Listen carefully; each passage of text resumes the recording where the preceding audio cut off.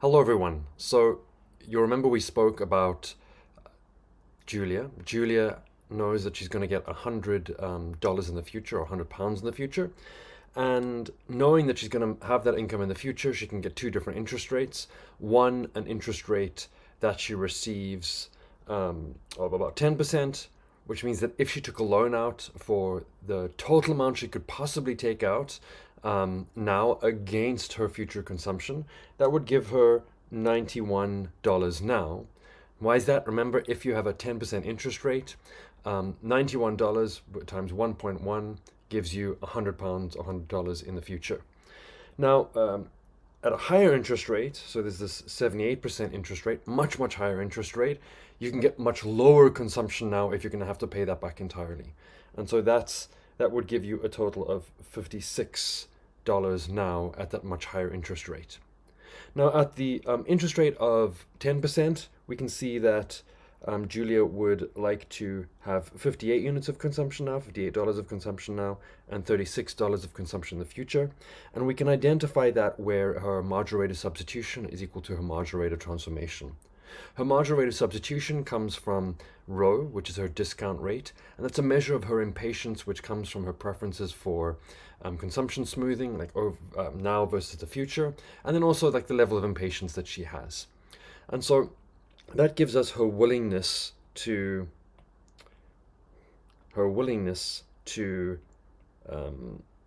trade off future consumption for present consumption. And then remember that her marginal rate of transformation, that's over there, that comes from the feasible frontier, or this constraint which tells us what is going on with the interest rate. So the interest rate tells us the marginal rate of transformation, and it's basically how much future consumption you have to sacrifice to get an additional unit of consumption now. Okay, so that's the basic intuition there. Now, we then saw that we have two characters. We start off with Julia. Julia has this future consumption of £100 or $100 in the future, and then we see her reservation indifference curve there. And then Marco is someone else. He has £100 now, and he has a reservation indifference curve here. Now, this is going to become relevant soon because we're going to be starting to talk about Marco as a potential saver and the different strategies that he has for saving. And so we talk about his consumption, and we talk about him having $100 worth or £100 worth of grain and what he might do with that grain. So let's talk about that now. So the savers smooth their consumption by postponing their consumption into the future.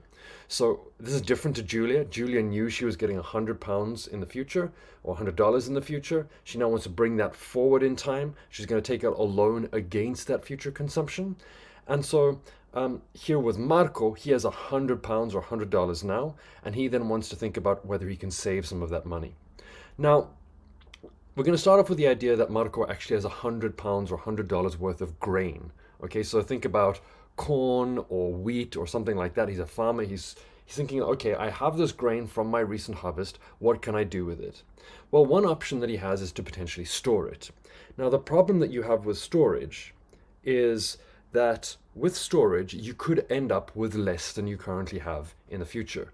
Now, there are reasons for this. We could say that maybe mice eat some of the grain goes bad. So we could, for example, think about this as Marco having potentially $80 or £80 worth of grain in the future. And so some of it has been eaten up by rice or eaten up by stuff going bad, the grain going bad, because of like bad storage practices, some of it going damp, who knows, right? So one problem with storage is that you've got this opportunity to defer some of your consumption to the future, but you're not going to have as much of it.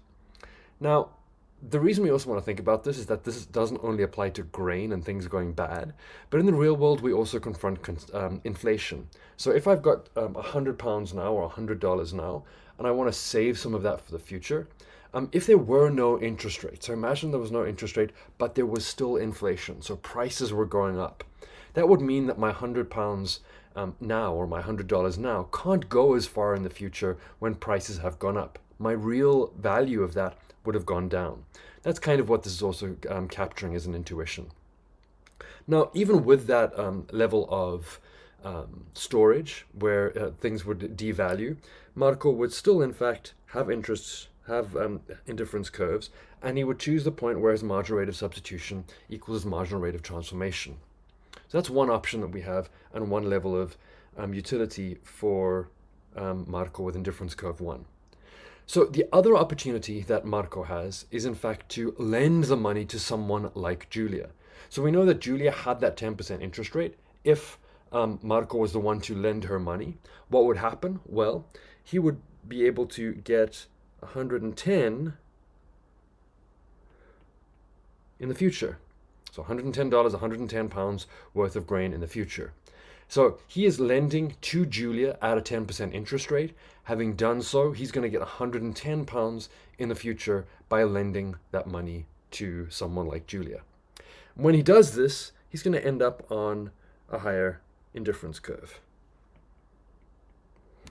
Okay, so that expands the feasible set compared to simply storing the money.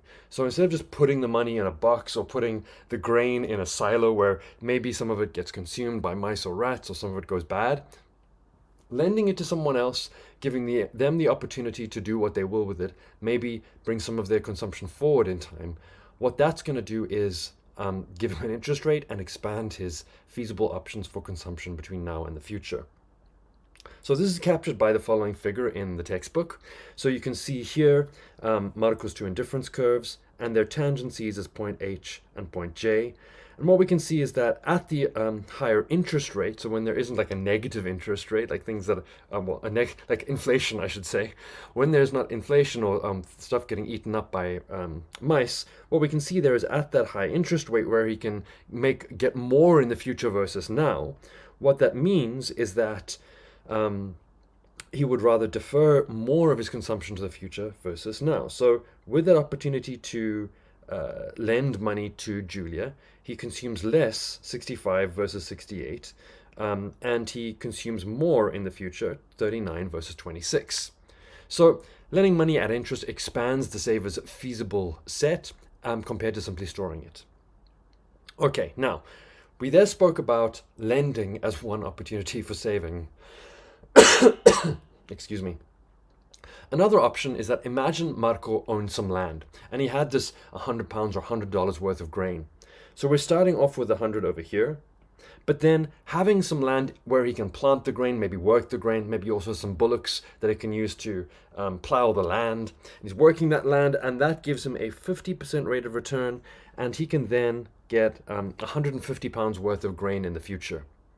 So what would he do then? Once more, we would have an indifference curve that is tangent, and he would choose the combination that he wants, where MRS equals MRT. That's what's happening there. So marginal rate of substitution equals the marginal rate of transformation, and he chooses the level that he's going to have of each in the future versus now, based on his time preferences, based on his impatience, the situation he finds himself in.